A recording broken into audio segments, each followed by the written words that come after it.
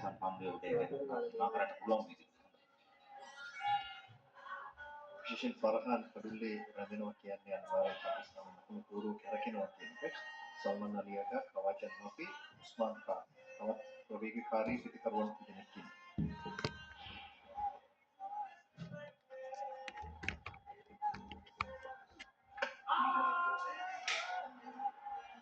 එළියම නමුත් පන්දුවරෙනිමයි පන්දුවරේ කොහොමද අවසන් වෙද්දී 107යි කිසිවෙකු නොදවි දෙවන මිනිසුරු වෙතට යන්නට සුදු වෙන්නේ නැහැ. ශ්‍රී ලංකා කණ්ඩායම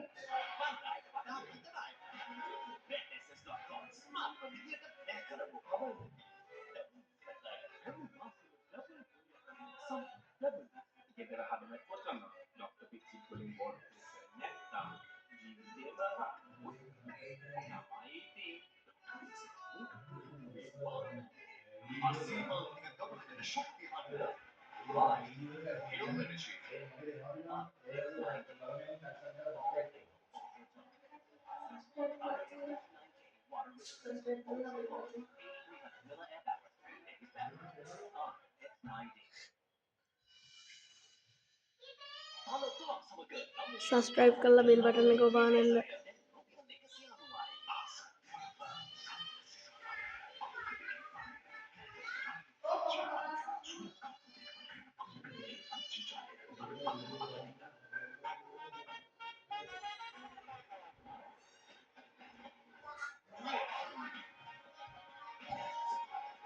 වීඩියෝ subscribe කරලා තියාගන්න මේ bell button එක all දාලා තියාගන්න. වීඩියෝ එක කලින් දාපුවම notification එකක් ලැබෙයි.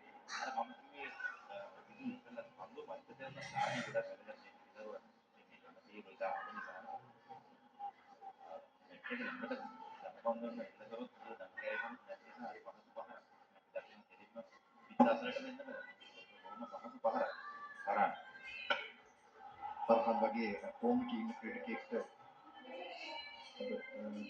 වාසියක් ලබා දෙන්නේ මේ 89ක් දුරට පහර එල්ල කරනවා සහ ෆර්හාන් හිමීට තවත් ශතකයකට ගමන් කරනවා.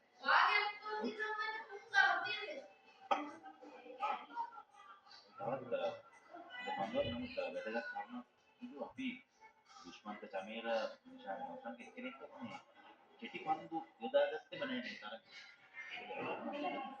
ආන්ට දෙවිවත් ලබා ගන්න මේ හයි වගේ ආසෙත් තමයි අපිට හයි පාරෙන් හතක් සමගලයි.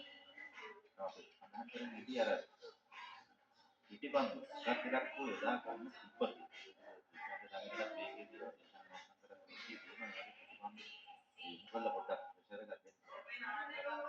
ඉස්තබල් වගේ අපි පන්දු ගත්ත එක හේතුවක් මේ තත්ත්වයට අපිට බලන්න පුළුවන් නසීම් ෂා පන්දු යවනකොට කොහොමද කෙටි පන්දු යොදාගන්නේ කියලා ශ්‍රී ලංකා කණ්ඩායමට තවමත් පන්දු යවන පස්වෙනි පමණයි ශ්‍රී ලංකා කණ්ඩායම යොදාගෙන තිබෙන්නේ.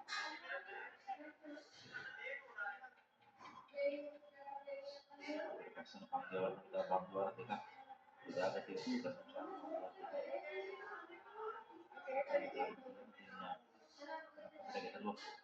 ඉතින් පන්දු යවන්න කිසිම පන්දුව කෙසේ වෙතත් ස්ථානගත කිරීම ලකුණු 4ක් දෙන්න. වර ලකුණු 118යි පක සමාන තමයි 14 වෙනි විසයි අන්තර්ජාතික අර්ධ ශතකයේ වාර්තා කරන මත 27ක් තුරදී 185ක ප්‍රහාරාත්මක වේ.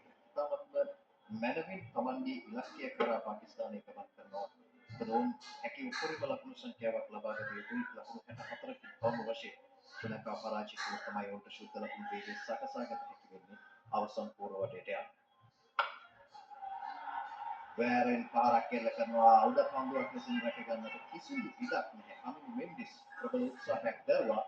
නමුත් තාමත් නොමැලවින් වයිට් විඩෝන් කලාපයට ඉහළින් පන්දුව ඇතුළ අරගෙන ගැහුවා. පාකිස්තාන කණ්ඩායමට තාම හොඳ පන්දුවාරයක් subscribe කරලා තියාගන්න වීඩියෝ එකක් දාපුවම notification එක මාර්ගයෙන් ඔයාලා ළඟට ගෙනන්න පුළුවන්.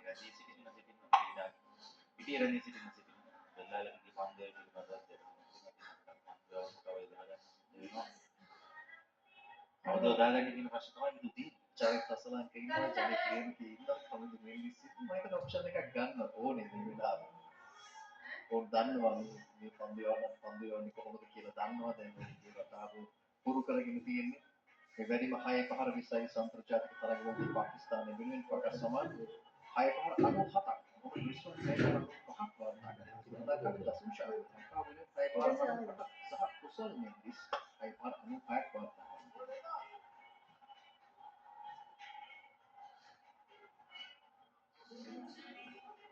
පන්දුවර දල්හා කවුසන් ලකුණු 125යි කිසිවෙකු නොදැවේ.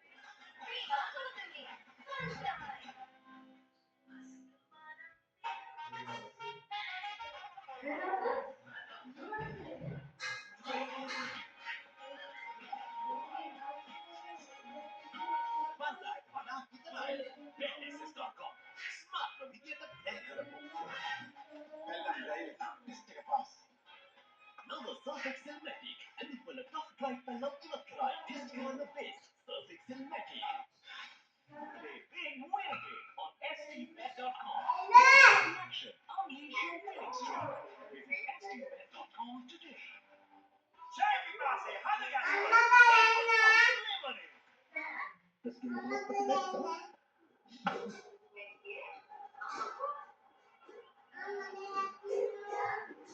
ada pembuat yang awal pembuat siakarin lautakan ini අද මේ තරගේ මේ පන්දුවර 12 ඇතුළත අපේ ක්‍රීඩකයන් පන්දු හරියටම පන්දු රැක්කෙන තිය අවස්ථා ගොඩක් අපි දැක්කා. මේ අවස්ථාවේ පන්දු එකවර රැකගන්න තිබ්බ නමුත් ඒක සීමා කරලා දුන්නා. ya kapur දෙක වෙන්න ඉඩකඩ ගොඩක් අද දවසේදී ලබනවා. හම්බල්ස් වැඩි. ටීම් ගෝල ඇල්ලුවේ නැහැ ගොඩක් අවස්ථාවල කෙලින් එන ඒවත් අපි පන්දු ටිකක් ප්‍රෙෂර් එක සහ මානසිකත්වය වෙන්නත් පුළුවන්.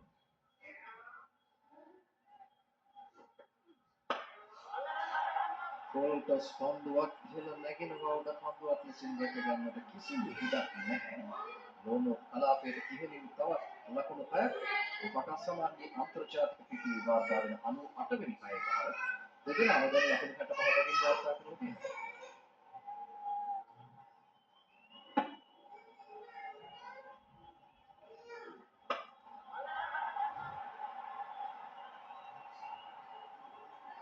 පාකිස්තාන කෙඩගෙන ඉල්ලගෙන ඉන්න බහරක් මේ ඔව් ගැප් එකක් නැත්නම් නැහැ කරා.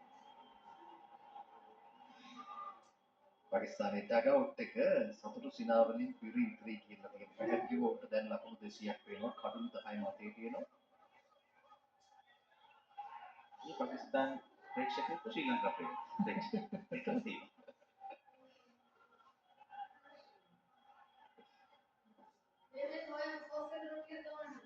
එන්න ලසිත් මාලින් වෙන පන්දුවකින් තමයි අවශ්‍ය අපිට.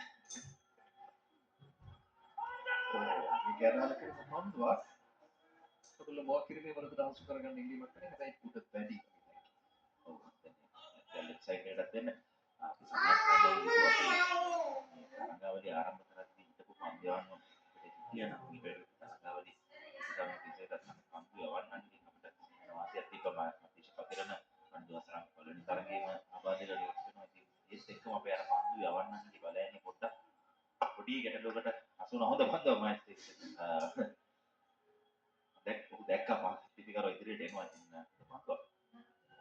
ඒ වගේම කපුවර වනින්දු අබාධයට ලක්වීමත් එක්ක අපි 6යි 5යි කම්බිනේෂන් එකක් ගියක සෑහෙන අරුබුදයකට ලක් වුණා. වනින්දු හිටියා නම් ඒ 6යි 5 පොඩ්ඩක් 7යි 4 පැත්තට බරයි. ඔව් එතනත් අපිට ටීම් එකේ කම්බිනේෂන් වලදී පොඩි ගැටලු ටිකක් මතුවුණා. ඒ ආබාධ කීපයක් එක්කම අපිට පොඩි ගැටලු ටිකක් තියෙනවා. ඒවත් එක්කම පිටිකරනෝ දෙයක් ටිකක් එක්ක තමයි මේ සත්‍ය අපි එක ලකුණකින් පන්දුවාරය නිමා කරන්නේ ඩොට්බෝල් සංඛ්‍යාව තවත් පන්දුවක් තිබෙනවා මේ පන්දුවාරය තුළ ඩොට්බෝල් සංඛ්‍යාව සෑහෙන අඩුයි පාකිස්තාන පිටකරන ඉතා හොඳ සැලසුමක ක්‍රීඩා කරනවා සහ ඉතාමත් හොඳ විශ්වාසයකින් ක්‍රීඩා කරනවා.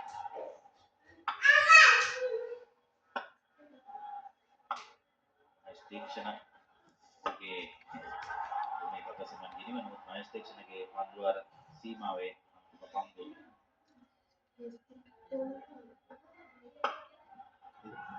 ඒවරත් ෆුල්ටස් පන්දුවක් කෙසේ වෙතත් ඒ උපරිම ඵල නෙලා ගන්න සමත් වෙන්නේ නැහැ.